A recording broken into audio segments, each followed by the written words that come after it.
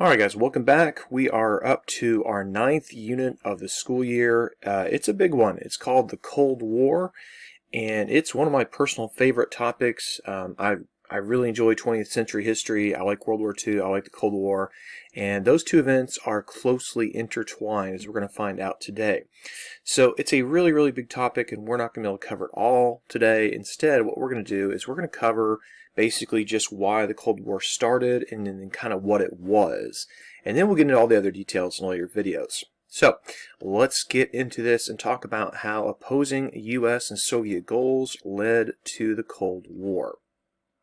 So our first main idea is going to take us back to World War II and talk about these victorious allies.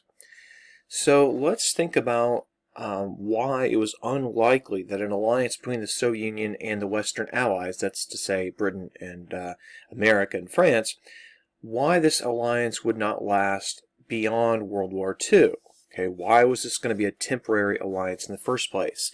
And this brings us to what's known as the Yalta Conference. So before we get to that conference, let's talk a little bit about how there had been growing distrust between the Western Allies and the Soviet Union in the first place. And a lot of this makes sense. I mean, the Soviet Union is a communist country.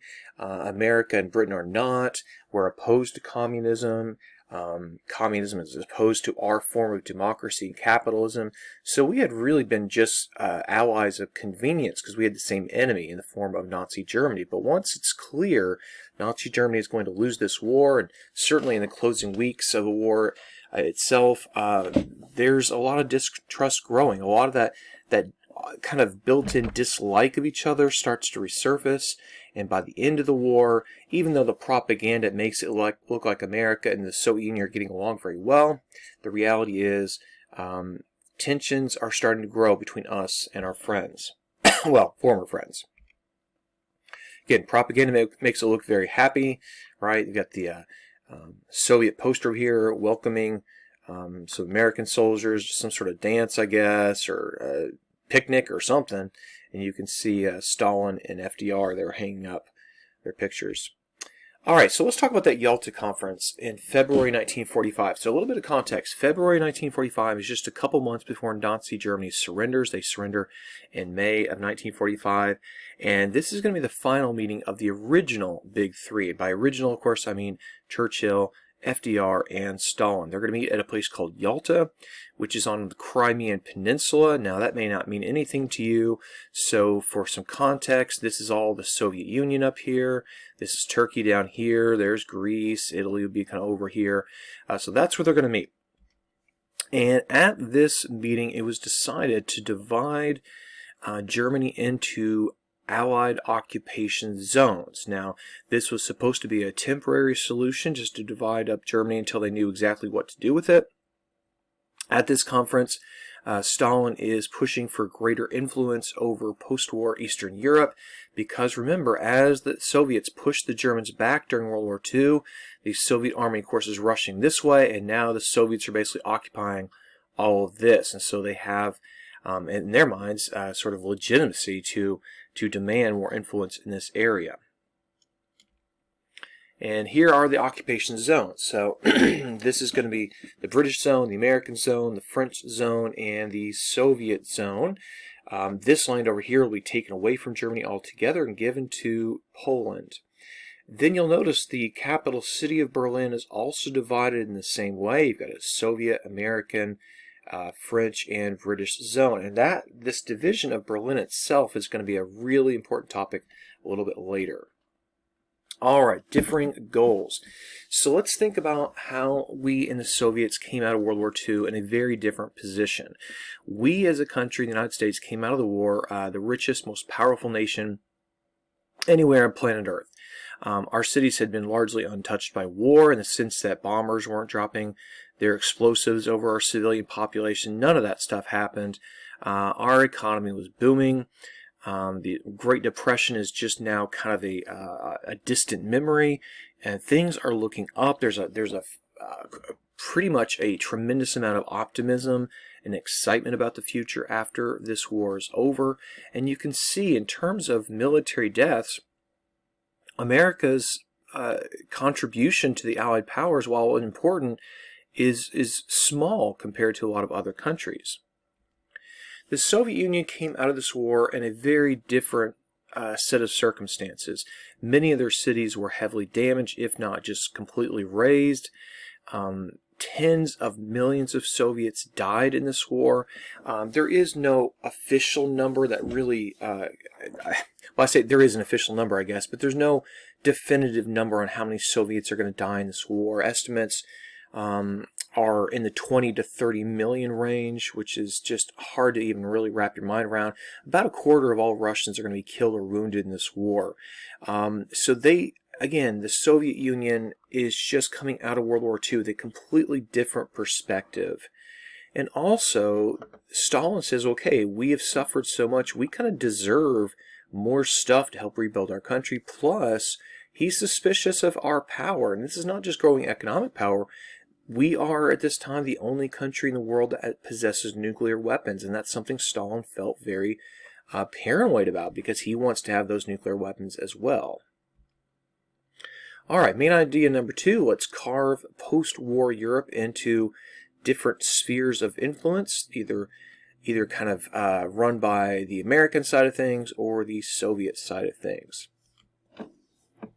So to understand our next topic, which we're going to call the Iron Curtain, we have to do a quick little review of recent Russian history. So we have talked about 3 major invasions of Russia this year. Napoleon invaded in 1812, Germany invaded in 1914, and then once again in 1941.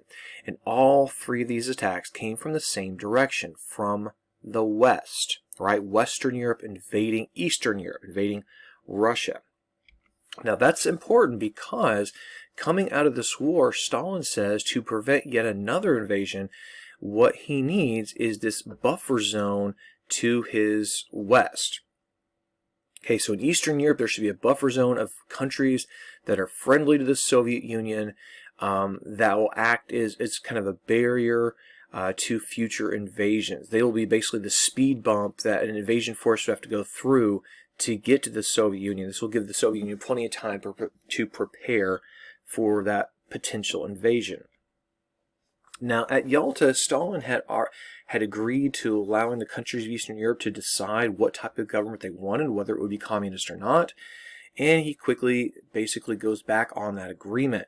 Instead, communist governments are established all across Eastern Europe. They're going to be set up in Albania, Yugoslavia, Bulgaria, Romania, Hungary, Czechoslovakia, Poland, and East Germany. So very quickly, all of Eastern Europe becomes a solid communist bloc. Now this is important because remember, going into World War II, there was only one communist country in the world. That was the Soviet Union. And now after World War II, there are many others. And then in early 1946, Stalin makes a speech in which he declares that communism, that's him, and capitalism, that's us, could not exist in the same world. In other words, you and I can't coexist. That sounds pretty threatening, to be honest. Churchill gives a famous speech as well in 1946. It's known as the Iron Curtain speech. And we're going to read just a short excerpt from this speech that he delivers. He said that from Stettin in the Baltic to Trieste in the Adriatic, an iron curtain has descended across the continent. Behind that line lies all the capitals of the ancient states of Central and Eastern Europe. All these famous cities and their populations around them lie in the Soviet sphere and are all subject in one form or another not only to Soviet influence, but to a very high and increasing measure of control from Moscow. Moscow, of course, the capital of the Soviet Union. So as we think about this speech that he's giving, we have 3 choices. Is he saying A, B, or C? And the answer, obviously, is B, right? That Eastern Europe is falling under Stalin's control. This is what he was talking about, this so-called Iron Curtain. The Iron Curtain is not a physical barrier. There's not necessarily a wall running from the top to the bottom. But what this is an ideological barrier between the communist world and the non-communist world. It is the dividing line. So the Iron Curtain, again, is not a wall. It is a metaphor between their world and our world. This speech, by the way, was given in Fulton, Missouri, and if you go there, I've been there, they have a pretty cool monument to Churchill. There's a big museum about the Cold War. This church was brought over from Britain, brick by brick, and reassembled in America. And they also have a pretty big chunk of the actual Berlin Wall there on display.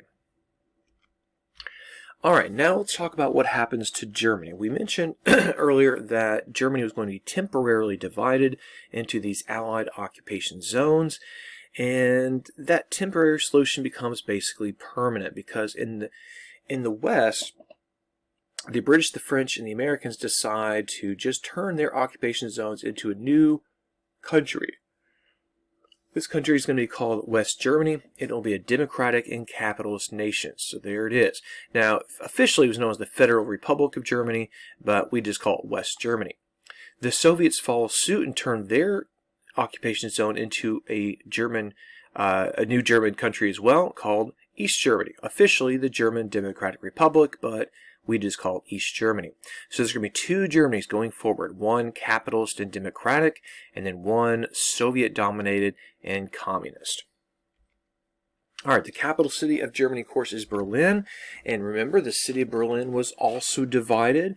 And so what happens is the occupation zones over here, the French, the British, the American zones, which would be right here, they are going to be this little island of democracy and capitalism in a sea of communism that stretches all across Eastern Europe. And that is something that Stalin just absolutely could not stand, having this little bit of the West in his sphere of influence. All right, so let's get into some aggression now and talk about containment. So in 1946, a person from the State Department named George F. Kennan, he sent a telegram. It's known as the Long Telegram. And in this telegram he sent to the State Department, he called for a policy known as containment. And what he meant by that is we need to contain the expansion and spread of communism. So we need to block the Soviet influence. We need to form alliances with countries that are resisting the Soviets. And let's just stand up to the Soviets. So he's not talking about pushing communism back, because that's not really possible at this point. But we need to at least stop the spread of communism any further. And so this all culminates in a new policy we're going to call the Truman Doctrine, named, of course, for Harry S. Truman, our president, our first president of the Cold War. And what Harry Truman does in March of 1947 is goes before Congress and asks for $400 million to assist Greece and Turkey. Why Greece and Turkey? Well, these countries are feeling the pressure of Soviet expansion, and we don't want these countries to turn communist. Right? Greece was in the middle of a civil war in which the communists were fighting to establish communism in Greece, and it looked like they might fall. Turkey, because it's right next door to the Soviet Union, of course, and also other communist countries up here. So if these countries fall, well then, the next countries will fall, and the next countries will fall. So we need to stop it right here, right now. And so this Truman Doctrine thing is this idea that we are going to assist countries that reject communism. So in other words, if you are a country that is feeling pressure from the outside to become communist, we will step in and we will help you with money, military supplies, whatever. All right, let's now talk about the Marshall Plan and thinking about rebuilding Western Europe. So much of Europe, including Western Europe, was really heavily damaged by World War II. And even though a couple of years have passed since the end of World War II, a lot of these countries still face an uphill battle rebuilding. There's just not a lot of jobs, not a lot of food. It's just a continent in hurt. And America feared that communists would take advantage of this by saying, hey, the capitalism will let you down, you're living in rubble. If you just only vote for the communists, then all your problems will go away. And we fear that that might be something that the people of Eastern Europe and Western Europe might jump on board with. And so our Secretary of State at the time, George C. Marshall, comes up with a plan to help the countries of Europe rebuild. And you can see this poster here kind of advertising this help we're going to give. And notice that there's a particular country left out, the Soviet Union. They're not there. So this assistance program, guys, we're going to call the Marshall Plan after George C. Marshall. We're going to give food, machinery, medicines, all kinds of materials to help rebuild Western Europe. Now, we offered the same aid to the Soviet Union and Eastern Europe, but that was rejected by Stalin. Stalin did not want to appear weak. Even though he desperately needs help, he doesn't want to ask for it, because if he does, then he'll be admitting his system is not working as well as our system. So Stalin is going to reject the Marshall Plan. And you can see that in the cartoon, right? So the Soviet version of the Marshall Plan is a very different version than our Marshall Plan. Now, this Marshall Plan thing works tremendously. It wins a lot of friends in Europe.